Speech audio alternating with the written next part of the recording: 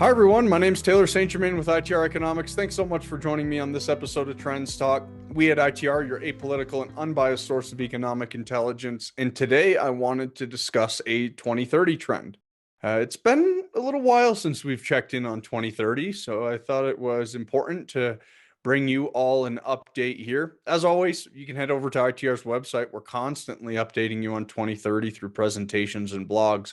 But I wanted to bring one element of the 2030s to our attention today, which is the national debt.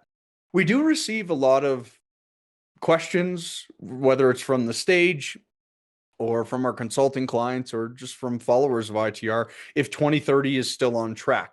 And the answer to that is yes. And for those of you that might be tuning in for the first time, ITR Economics is forecasting the next major economic downturn to begin in 2030 for the United States. We've been projecting this since 2014, so it's not anything new to our longtime listeners.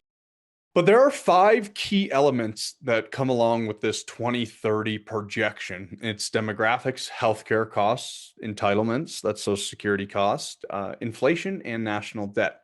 While I'll touch on a few of these, I really wanted to put the national debt into the front because it is so important to us that we understand the drivers behind the national debt and how this evolves over time. Now, I share a slide while I'm giving presentations on stage. I call it a dumbed down version of the US balance sheet, is really the way I like to refer to it. It's showing 3 costs and then a source of income. Those 3 costs are transfer payments, interest payments on the national debt, consumption expenditures, and then the one, revenue source is our tax receipts here in the US. So I wanted to give you an update on this dumbed down version of the US balance sheet, if you will. When we look at our transfer payments, that's Medicare, Medicaid, Social Security, stimulus checks, all those elements, we are spending about $4.7 trillion on transfer payments alone. When we look at consumption expenditures, schools, post offices, infrastructure, the things we need to make this country run, we're spending about $1.5 trillion on that. And then when we look at interest payments on the national debt, we have now crossed above 1.2 trillion. So those are 3 expenses. Again, 4.7 trillion, about 1.5 trillion, and then another 1.2 trillion. When we look at our tax receipts, those are currently between 3.6 and 3.7 trillion. So my point in sharing this is we don't make enough money in tax receipts to cover transfer payments, let alone interest payments, let alone consumption expenditures. What does this mean? It means our national debt is going to continue to increase. We are spending more money than we're making. Surprise, surprise, many of you who live in the United States are well aware of this fact. The challenge is this gets exacerbated as we move closer to 2030. Because when we think of 2030, one of the big challenges that comes along with 2030 is the demographics. We have this big baby boomer generation who will be retiring, and that will be a significant increase in our healthcare costs, our Social Security costs, thus that transfer payments number. That's going to continue to increase the national debt, which will increase our interest payments as far as servicing the debt. So you can see the concern that we ultimately have.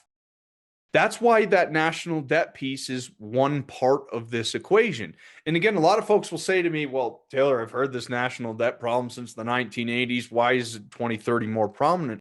Because you're layering the demographic challenge on top of it. And really where this can breed challenges is think of the US Treasuries, right? We've always been the safe haven here in the US. If the global economy is falling apart, buy US Treasuries, we're guaranteed to pay you back. Well, that's a little tougher message for the US. We've seen our credit being downgraded over the past few years. We continue to see this interest expense rise.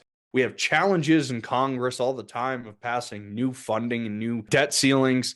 So there's a lot to be concerned with there as we look at 2030. And when we look at our current debt to GDP ratio, our debt to GDP ratio, this is gross public federal debt as a percent of nominal GDP.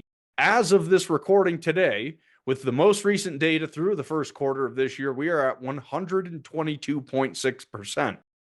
So we are well exceeding our GDP from a debt standpoint. And that's another big concern that we have as we move into the 2030s.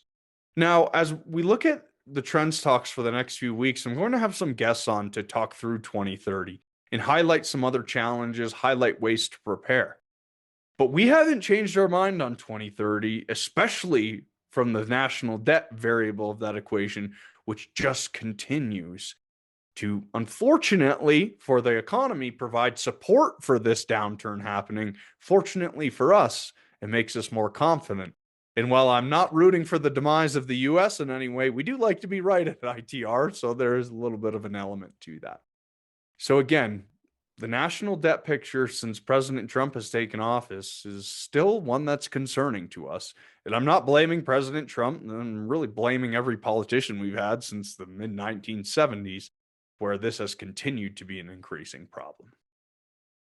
Again, we've got a lot of good 2030 content to come. Here at ITR, we are starting to pivot, since we're only about 4 years away from this event, to what can we do to prepare ourselves personally and our businesses so we can thrive during the 2030s. Downturns don't always have to be scary, but we're still pretty confident in this one.